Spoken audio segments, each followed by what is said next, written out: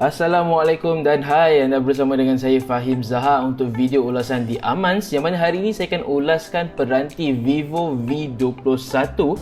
Peranti ini adalah peranti yang kami pilih sebagai peranti kamera terbaik bajet raya untuk tahun ini. Dan saya telah menggunakan peranti ini untuk beberapa minggu sebagai peranti harian saya, dan ini adalah apa yang saya rasakan mengenai peranti ini. Vivo V21 menggunakan rekaan yang elegan, premium dan juga ringan. Ia membawakan kembali elemen seperti X50 dan X60 yang mana selesa di tangan.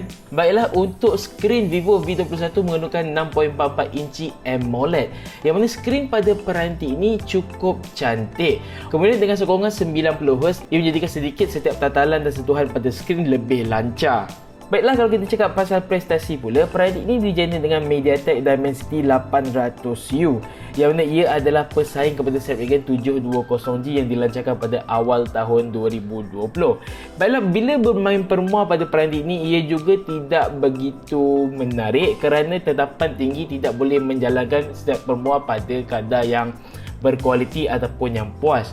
Asfalt 9 dengan tetapan medium juga rasa okey saja, grafik tidak begitu cantik tapi masih memberi pengalaman bermain yang seronok.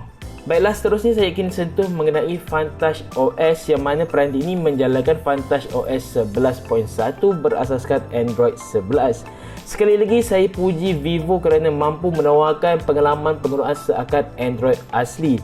Baiklah, keunikan peranti ini adalah pada bahagian kamera sebenarnya. Ia menggunakan kamera swafoto 44 megapiksel dan tray kamera pada belakang 64 megapiksel digabungkan dengan 8 megapiksel dan juga 2 megapiksel makro.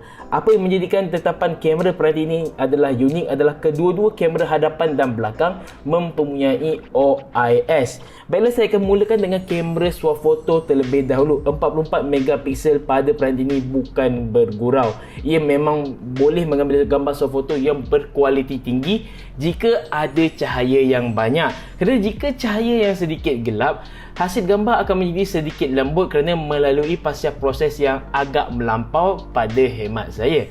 Tetapi untuk menyelesaikan masalah ini dengan adanya OIS dan juga sistem kecerdasan buatan Vivo yang sedia terkenal, menjadikan pengalaman mengambil gambar swafoto jauh lebih baik. Kemudian pada kamera swafoto terdapat dua LED flash yang anda boleh hidupkan secara manual ataupun auto, memberi satu iluminasi ataupun pencahayaan tambahan untuk menjadikan hasil gambar anda lebih kreatif dan sedikit lebih terang. Baiklah, pada kamera belakang 64 megapiksel dan 8 megapiksel adalah dua mode yang sebenarnya anda boleh gunakan betul-betul kerana itu adalah sensor utama dan sensor sudut ultralebar. Sensor yang ketiga hanyalah untuk makro dan juga mungkin digunakan untuk beberapa butiran yang lain, yang mana pada hemat saya tidak memberi sebarang kesan mendadak pun dalam fotografi peranti ini. Tapi kamera 64 megapiksel dan 8 megapiksel peranti ini boleh dikatakan cukup memadai untuk peranti dalam kelas ini. Ia boleh dikatakan bersaing-saing dengan peranti dalam siri Redmi Note 10 atau juga Oppo A series atau juga Samsung Galaxy A32 dan ke bawah. Oh ya, sebelum saya terlupa, prestasi peranti ini juga lebih menarik berbanding pesaing kerana Vivo adalah antara yang terawal memperkenalkan ciri extended RAM, yang mana RAM boleh dimuat turun ataupun ditambah menggunakan storan dalaman. Ini adalah konsep virtual memory yang sedia terbina pada Windows 10 yang sudah lama, tetapi baru-baru ini ia menjadi popular di kalangan pengeluar peranti Android daripada China. Jadi memori pada peranti ini adalah 8GB RAM dengan sokongan extended RAM, 3GB RAM bagi storan dalaman, menjadikan RAM keseluruhan peranti ini adalah 11GB. Jadi seperti pengalaman saya pada X60, walaupun kelihatan perkara ini adalah gimmick saja, sebenarnya ia masih lagi memberikan pengalaman prestasi sedikit lebih baik. Lebih-lebih lagi pada pengurusan memori dan juga menguruskan aplikasi yang berjalan di latar. Baiklah, untuk bateri pula, peranti ini hadir dengan bateri 4000 mAh dengan sokongan penyiasan pantas 33W.